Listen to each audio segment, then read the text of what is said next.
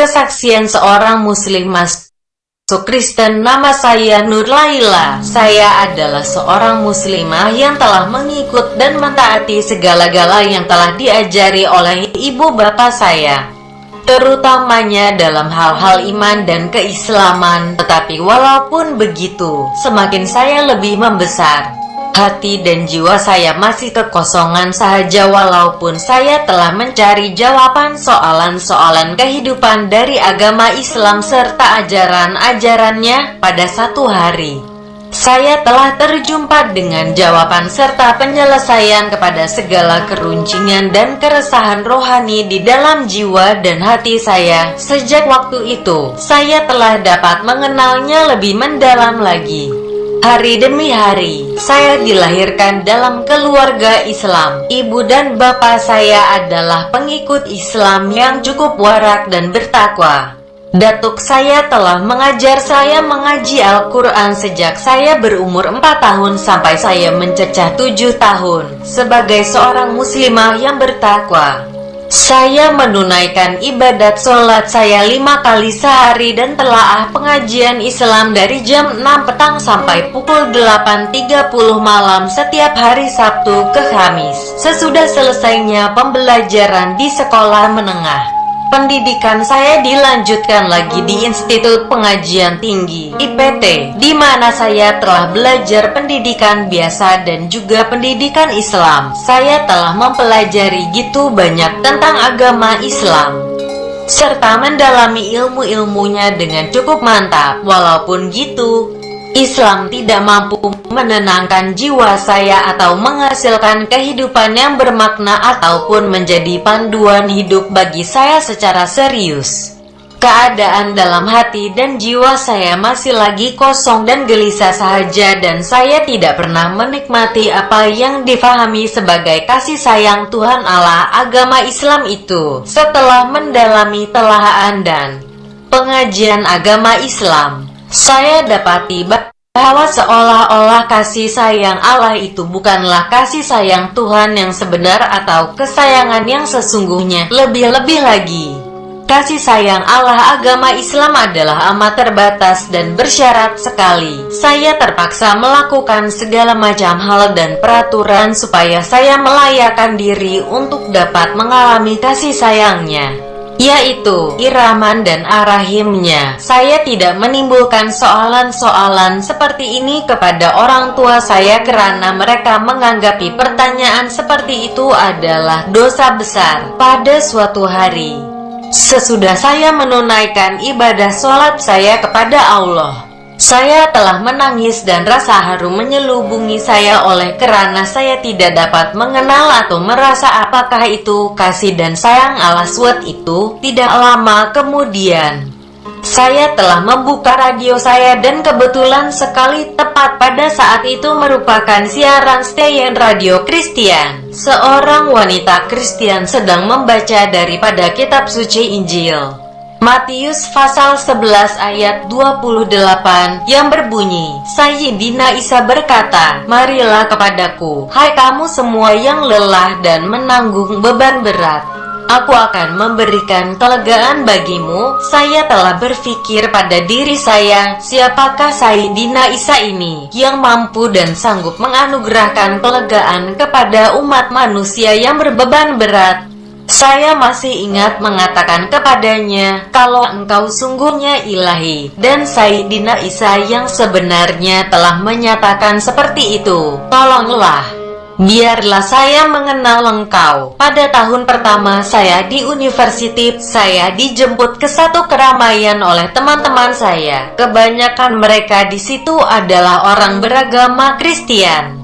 Saya telah mendengar cerita tentang Sayyidina Isa Al-Masih. Sekali lagi, satu ungkapan yang cukup unik telah menarik perhatian saya, yakni, Sayyidina Isa mengasihi Anda. Saya teringat pada masa yang lalu, di mana pencarian saya bagi kebenaran kasih sayang Allah SWT adalah hampa saja. Jadi pada saat itu, saya teringin untuk kenali siapakah Sayyidina Isa itu sebenarnya, karena jika dia sesungguhnya mengasihi saya akan menjadi pengikutnya yang setia. Oleh sebab itulah, Saya telah berkata kepada Sayyidina Isa Al-Masih, jika sesungguhnya engkau ilahi dan mengasihi saya, izinkanlah saya mengenal engkau. 2 malam kemudian, sambil tidur saya telah bermimpi. Mimpi saya itu tampakkan satu cahaya yang sangat indah di depan pintu rumah saya. Saya ingin menjamah cahaya itu, tetapi kaki saya tersangkut kepada lantai pula.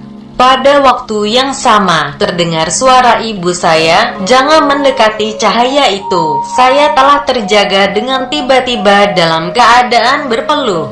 Saya kurang paham apakah maksud cahaya indah itu dan menceritakannya kepada teman Kristen saya tentang mimpi saya, dan dia menjelaskan bahwa saya harus menelaah kitab Injil untuk mendapati jawabannya. Dan jawabannya terdapat di dalam nas Injil Yahya pasal ayat 5, "Selagi aku ada di dunia ini, akulah terang dunia." Begitulah bunyinya kata-kata Sayyidina Isa, dan sesungguhnya baginda adalah terang dunia. Saya menginsafi pada saat itu juga baginda inginkan saya sadar dan mengakui bahwa dialah satu-satunya terang dunia, dan saya harus mengikuti jalan baginda. Sejak mimpi saya itu, saya telah membaca, mengkaji dan menelaah kitab Perjanjian Baru dalam kitab suci Injil pada setiap hari. Semakin saya mendalami ilmu pengetahuan saya dalam Sayyidina Isa Al-Masih dan menginsafi siapakah baginda sebenarnya, semakin jelas sekali bahwa konsep Isa Al-Masih di dalam Islam dan Al-Quran amatlah dangkal sekali. Saya telah menyerahkan segala jiwa dan kehidupan saya ke dalam genggaman Sayyidina Isa. Saya juga telah khawatir akan perhubungan saya dengan keluarga saya karena mereka adalah Muslim, dan saya sebagai seorang pengikut Sayyidina Rabbani Isa Al-Masih mungkin akan menganiayai saya. Walau bagaimanapun, Tuhan Allah telah memberkati hikmat-Nya kepada saya untuk bertahan segala macam rintangan dan cabaran. Jikalau iman saya tidak tabah, keluarga saya tidak akan dapat mengenali Tuhan dan Allah yang sebenar. Kemudian Tuhan menganugerahkan saya mimpi-mimpi yang telah menjadi nyata, walaupun bahasa ibunda saya bahasa Melayu. Saya juga fasih dalam bahasa Thai. Satu daripada mimpi tersebut melibatkan keluarga sahabat saya yang mana ibu bapaknya mempelajari bahasa Thai daripada saya. Di dalam mimpi saya itu, mereka berada di atas sebuah bukit dan keadaan di sana sangatlah kering.